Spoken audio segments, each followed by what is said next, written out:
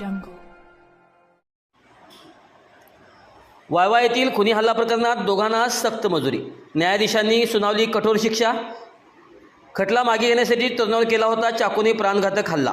न्यायालयातील जुना खटला मागे घेण्यासाठी एका तरुणावर चाकूने प्राणघातक हल्ला केल्याची वायवा येथील 2 गुन्हेगारांना जिल्हा व सत्र न्यायालयाने सक्त मजुरीची शिक्षा सुनावली आहे.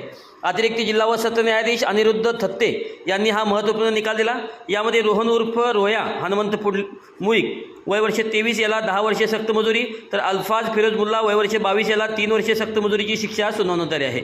वायवा येथील संदेश अशोक कदम वय वर्ष 30 यांच्यावर 2018 मध्ये रोहन मुईक यांनी हल्ला केला होता. या प्रकरणाचा खटला इस्लामपूर न्यायालयात सुरू होता. हा खटला मागे घेण्यासाठी रोहन संदेशवर वारंवार दबाव टाकत होता. 6 नोव्हेंबर 2023 रोजी संदेश हा 12 बिघा परिसरात उभा असताना रोहन आणि अल्फाज दुचाकीवर तिथे आले.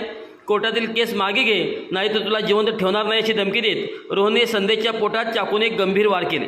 या घटनेबाबत संदेशने वडील अशोक कदम यांना आष्टा पोलीस ठाण्यात फिर्याद दिली होती. सुनावणी दरम्यान सरकारी वकील रणजित पाटील यांनी एकूण 7 साक्षीदार तपासले. सादर करण्यात आलेले पुरावे आणि साक्षीदारांची साक्ष गळ्यात धरून न्यायालयाने दोन्ही आरोपींना दोषी ठरवले.